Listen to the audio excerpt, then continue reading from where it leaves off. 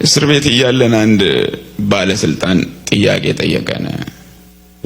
አንድ ጥያቄ ብቻ አይደለም ለነገ ተያያዥ የሆነ ሁለት ጥያቄ ነው የጠየቀን። እስር ቤት ከገባችሁ የመጀመሪያው ጥያቄ እስር ቤት ከገባችሁ ስንት ሰው መለመላችሁ የሚል ነው። ምልመላ ታውቃላችሁ አይደል እንዴ?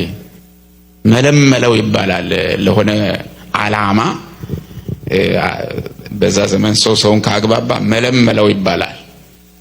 እና በዚያ ቋንቋ ነው እኛን ሌላ ቋንቋ ስለማይችል ሰውየው የኛን ማለት ነው ለስንት ሰው መሰከራችሁ ለማለት ነው የፈለገው እሱ። እና ስንት ሰው መለመላችሁ ብሎ ጠየቀን። ምን ለማለት እንደፈለገ ገብቶን መልስ ሰጠን።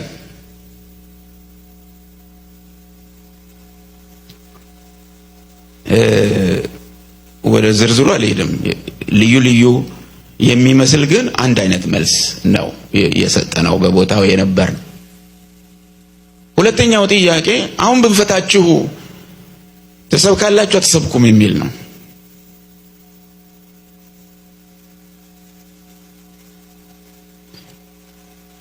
ልዩ ልዩ የሚመስል ግን አንድ አይነት መልስ ነው የሰጠነው ለዚህኛው።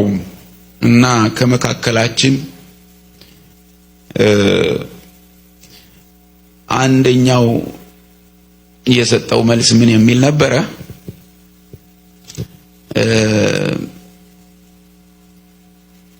እዛ ውጪ ያሉትን ተውና አሁን እዚህ ፊታችን የምትገኙ እናንተ ራሳችሁ ጌታን ብትቀበሉ ደስ ይለናል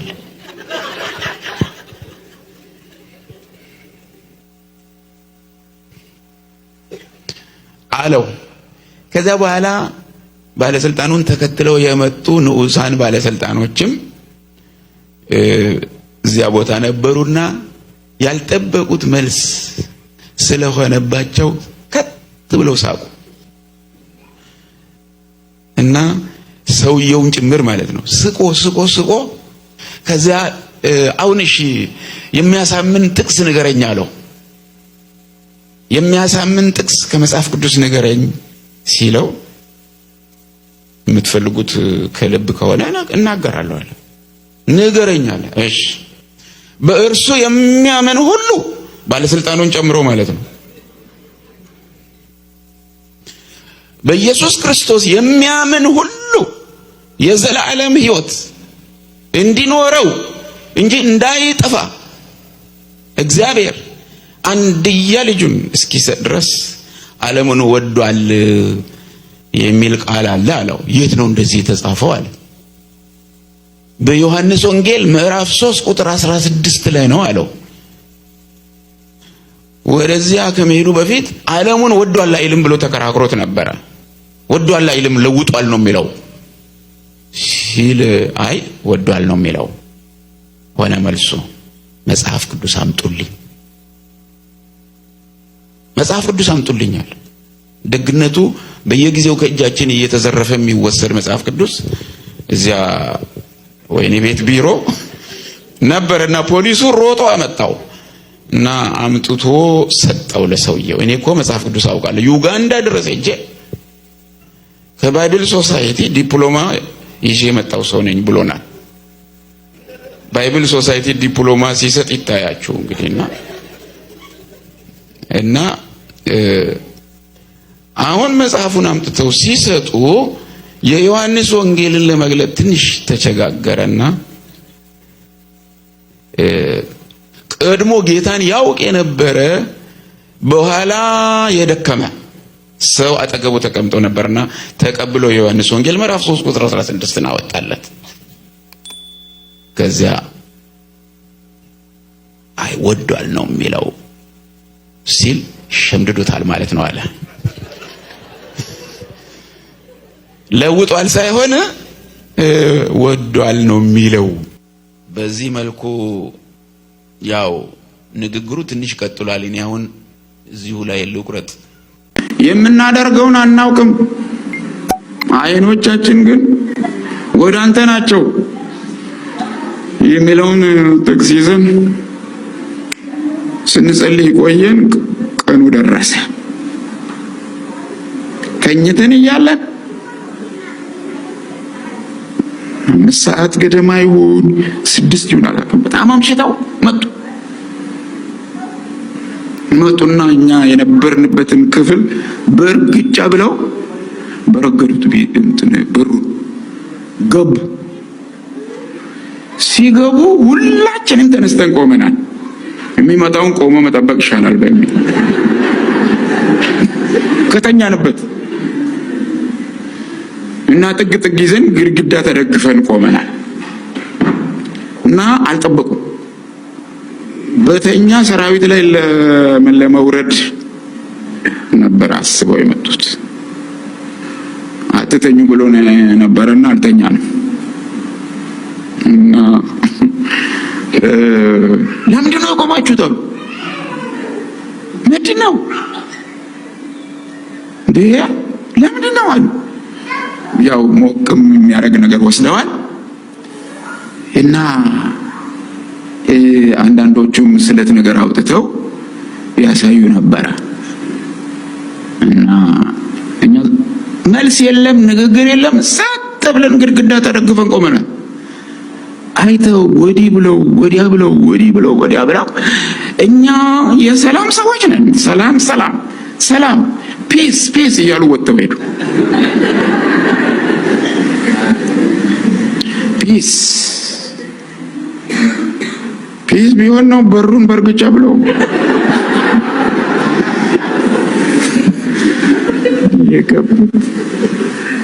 ብቻ ጌታ በእውነት በዛች ምሽት ትልቅ ስራ ሰራ እና እኛም ዘመቻውን ጨርሰን በሰላም በጤና ተመለስን እላቸዋለሁ። ነገርን ያነሳዋል እንል የለ። ስለዚህ ላንሳው።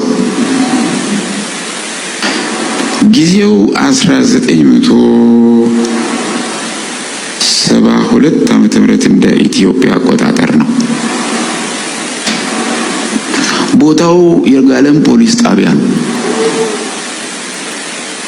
እና አንድ የፖሊስ አዛዥ እየተመላለሰ ያየን ነበርና አይቶ ከለታት አንድ ቀን እንደዚህ ያለ ተስፋዬ አለ፣ እድሜ ለምእመናን ወፈርክ አይደለም አለኝ። ምእመናን ስንቅ ያመጡልሃል እና ወፍረሃል ማለቱ ነው። እንደው ለመሳደብ ፈልጎ ነው እንጂ ቀጭን ነበርኩ እኔ።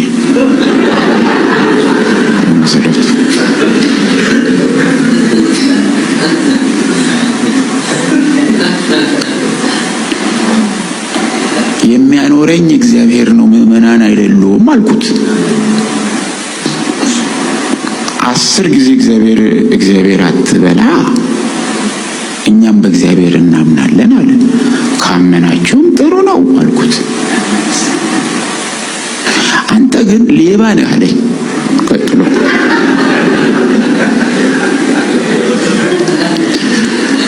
እንዴት እንደመጣልኝ አላውቅም። ወዲያው መልሼ ከሌብነት ስራ ክርስቶስ ኢየሱስ ነፃ አውጥቶኛል አልኩት።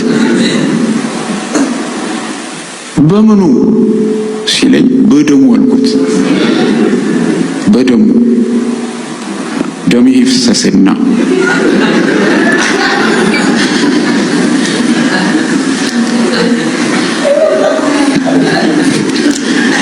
ወይ ደሙ ይፈሳል ወይ ደሙ ይጠጣል ብሎኝ ትቶ ሄደ።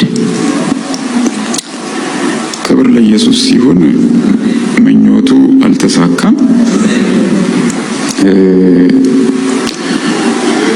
ክብር ለኢየሱስ ሲሆን ምኞቱ እንዴት እንዳልተሳካ ያው መታየት ነው። እግዚአብሔር ይመስገን። ክብር ለስሙ። ነፃ ስላወጣኝ በደሙ በቃ መደምደሚያው ይሄ ነው።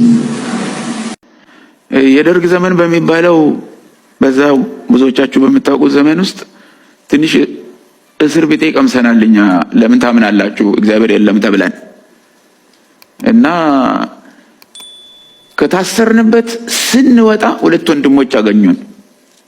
ሲጸልዩ፣ ሲጾሙ፣ ሲያለቅሱ የኖሩ ሁለት ወንድሞች አገኙንና እንዳገኙን ደስ ብሏቸው ፈንድቀው እንደው የሚሆኑት ነገር አጥተው በቃ አየናቸውና በሉ አሁን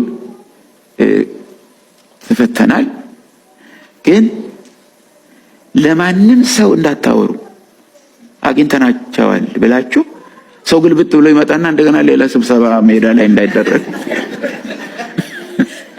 ብለን ለማንም እንዳታወሩ ብለን ሰደድናቸው። በጥቂት ሰዓታት ውስጥ ሰው ከዚህም ከዛ እየመጣ በቃ አጣበበን እና እኔ ምቾት አልተሰማኝም። ምክንያቱም ሰዎቹ የዋዛ ሰዎች አይደሉም። ከለቀቁም በኋላ የሚቀጣጠሉ ናቸው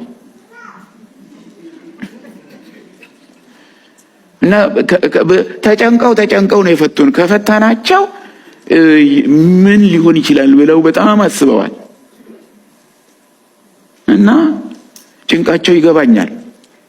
ምንም ያስጨንቅ ነገር እንደሌለው ብንነግራቸው ትንሽ መጨነቃቸው ስለማይቀር የሚሆነውን ነገር ይከታተላሉ በሚል ምቾት ብዙ አልተሰማኝም።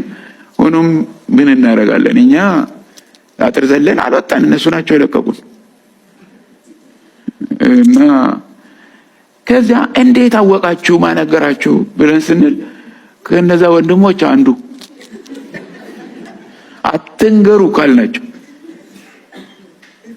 በኋላ አግኝተን አንተ አታውሩ አላልንም ለምን አወራህ አልኩት። አይ ወንድም ተስፋዬ ነገሩ እኮ ይራገጣል አለኝ።